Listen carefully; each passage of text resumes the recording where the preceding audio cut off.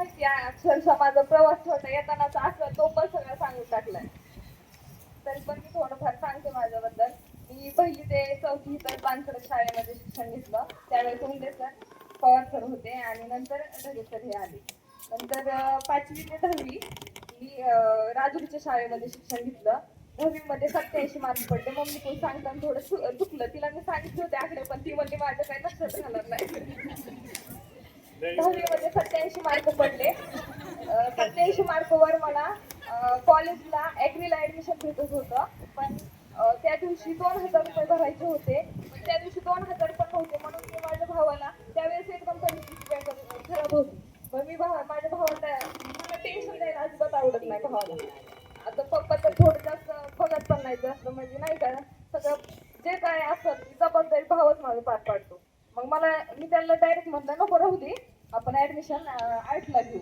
मग त्यावेळेस तर 11वीला गेल्यानंतर घरच्यांची परिस्थिती अशी होती, त्यांना वाटायचं आता बाकीच्यांनी सगळ्यांनी लग्न केले तर आपलं पण लग्न करायचं तर काय करायचं, आपण जर शिकवायला घातलं काय झालं उद्या तर आई वडिलांचं नाव खराब होईल नाही. त्यामुळं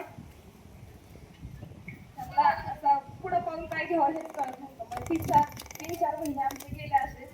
4 महिन्यानंतर आर्टला ऍडमिशन घेतलं आणि 11वीला मी फक्त पेपरला गेले तरी पण मला 55 मार्क पडले. ते 55 मार्क बघून मला असं वाटलं की जर आपण एकही दिवस कॉलेजला न जाता 55 मार्क घेऊ शकतो तर नक्कीच आपण रेग्युलर केल्यानंतर चांगले मार्क घेऊ शकतो. मग मी 12वीला लवकरच ऍडमिशन घ्यायला लावलं आणि 12वीला ऍडमिशन घेतलं. त्यानंतर मी एकही दिवस कॉलेज न बुडवता कॉलेजला रोजची रोज हजर राहिले.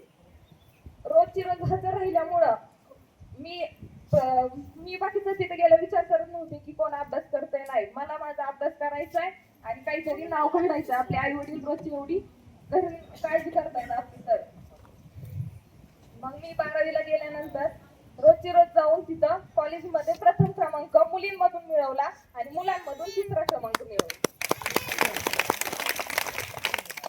तिथं 3रा क्रमांक आल्यानंतर घरच्यांचा विश्वास माझ्यावर पूर्ण बसला. आई वडील असतील, मामा मामी असतील, तसेच माझा भाव असेल, सगळ्यांचा विश्वास बसला ही काहीतरी करू शकते. 1 वर्षात जामखेड सारख्या ठिकाणी 400-500 पट असलेल्या मुलींमध्ये ही जर 3रा क्रमांक मिळू शकते, मुलींमधून प्रथम क्रमांक मिळू शकते, तर ही उद्या नक्कीच काहीतरी करू शकते.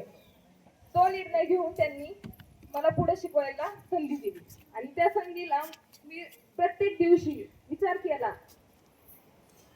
की जर आपण काही नाही काही केलं तर उद्या आपल्या आई वडिलांचं नाव नक्कीच मोठं होणार आहे म्हणून. मग मी तिथे गेल्यानंतर SM जोशी कॉलेज इथं ऍडमिशन घेतलं. फर्स्ट इयर कम्प्लीट केलं आणि फर्स्ट इयर झाल्यानंतर सेकंड इयरला असताना असं कुठेतरी वाटलं की आपण स्पर्धा परीक्षेकडे गेलं पाहिजे. तिथं BA आणि हे करून काही होत नाही, भरपूर दिवस लागतात नोकरी लागण्यासाठी. सेकंड इयरला गेल्यानंतर मी तिथं अकॅडमी लावली, पण परंतु मला तिथं जसं पाहिजे होतं तसं मार्गदर्शन मिळत नव्हतं. मग मी वाणे सरांना एक दिवस कॉल केला आणि सरांना सांगितलं की सर असं असं होतंय, माझं स्कोर वाढत नाहीये. मग सरांनी सांगितलं की तू विश्वास ठेवून तिथं या, होऊन जाईल म्हणून. मी तिथं नगरला आले. 3rd इयरला असताना 6 ते 7 महिने BNW अकॅडमीमध्ये दिले. मला पूर्ण एकदम चांगलं मार्गदर्शन भेटलं आणि माझी ओपन मधून निवड झाली. 39 ग्राउंड 39 तसेच लेखी 88 अशी टोटल 127 करून माझी ओपन मधून निवड झाली. फॉर्म OBC मधून होता, परंतु जास्त मार्क असल्यामुळे ओपन मधून निवड झाली. मला एकच सांगायचंय, जर आपण सातत्य ठेवलं, चिकाटी ठेवली, जिद्द ठेवली आणि आई वडील जर डोळ्यासमोर ठेवून आपण जर कष्ट केलं तर नक्कीच एक दिवस आपण मोठं होतो. आणि सरांनी पण फुल सपोर्ट केला. बारसकर सर असतील, वाडे सर असतील, सरांनी प्रत्येक दिवस कधीच एकही दिवस न खोता फक्त लक्ष ठेवलं की बरोबर करतील का. आणि सरांना माझ्या रोज लेक्चर मध्येच रिझल्ट दिसायचा. तर पूर्ण मुलींमधून आमचं बॅच आमची 80 नाही 150 ते 200 मुलांची बॅच होती. त्यामधून मुलींमधून मी पहिली एकटीच पोलीस झाली आहे. बाकीच्या झालेल्या आहेत पण जुन्या झालेल्या आहेत. मुलं तसेच मेजर भरपूर झालेत, पण मुली जास्त नाही का बाहेर शहरामध्ये आल्यावर एवढं सातत्यानं करत नाहीत. ते त्यांचं पण चुकतं, पण मी आमच्या बॅच मधून झाले. मला एवढं सांगायचंय. आणि माझं पेपरला चाललो असताना आविष्कारला मी विचारलं नाही, आविष्कारने मला विचारलं की तुला आता ह्याच्यानंतर काय करायचं. मी म्हणलं बघू, मला मी एवढीच देणार आहे भरती, मला पुढं काय होईल काय माहित नाही. तेव्हा मला नाही झालं तरी नगरलाच राहायचं आणि पुढचा अभ्यास करायचा. खरं त्यावेळी डोळ्यातून पाणी आलं आणि असं वाटलं की जर तुला एवढा आयुष्यात साथ देणारा भाऊ भेटलाय, आधारस्तंभ म्हणून तुझ्या माझा उभा आहे, तर तुला ह्या क्षेत्रात नक्कीच यशस्वी व्हायचंय. प्रत्येक मुलीला अशा आई वडील किंवा भाऊ भेटत नाही. तसा मला माझा भाऊ आयुष्यात आधारस्तंभ म्हणून भेटला. तू जी म्हणशील ते, जी म्हणशील ती पूर्व दिशा, तू नक्की काहीतरी करणार असा विश्वास ठेवून भाऊ माझ्या पाठीशी उभा राहिला. त्यामुळे मी हे आज यश संपादन करू शकते. आई वडील तर आहेतच, परंतु त्यांचे गुरुजन पण आहेत. परंतु भाऊ माझे प्रत्येक क्षणाला, प्रत्येक पेपरला, प्रत्येक डेमो झाला असेल, पेपर झाला असेल, प्रत्येक संडेला कॉल करून विचारणार स्कोर चांगला येतोय ना म्हणून. स्ट्रॉंग झालं मी लगेच त्याला सांगायचं. प्रत्येक गोष्ट भावाशी शेअर करायचे, कारण आई वडिलांना त्याच्यातलं कोणते इव्हेंट असतात काय असतात काहीच माहित नव्हतं. असा प्रत्येक मुलीला भाऊ भेटावा अशी माझी देवाला प्रार्थना आहे. आणि मी दिवाळीत आले असताना इनामदार सर मला दिसले. इनामदार सर म्हणले शिकवताई तुमच्या ऐश्वर्याची मला भेट घालून द्या. ती मला इथून एकटीच मुलगी आहे नाही का शिकते अशी माहिती झाली आहे. मी इनामदार सरांकडे आले.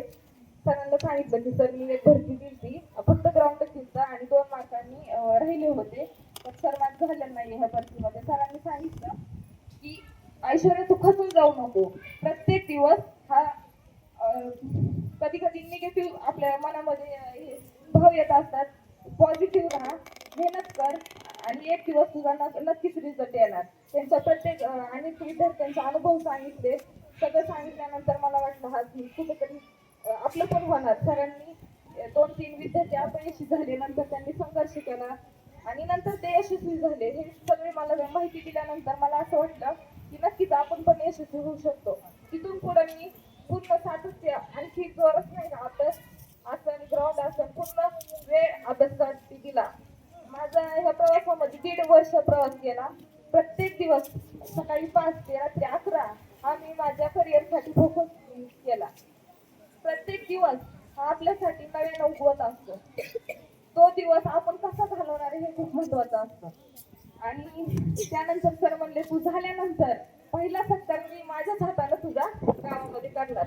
मला तो शब्द मी लक्षात ठेवला आणि ज्या वेळेस अभ्यास करू वाटत नव्हता, सकाळी 3 वाजता 4 वाजता उठताना असं वाटायचं की नको आता थोडं नाही का दमलेलं आहे, तरी पण त्यावेळेस विचार यायचा की हे फक्त आता आपण एकटं संघर्ष करता नाही, झाल्यानंतर आपल्याला खूप सारे सपोर्ट करणारे, खूप आपलं कौतुक करणारे.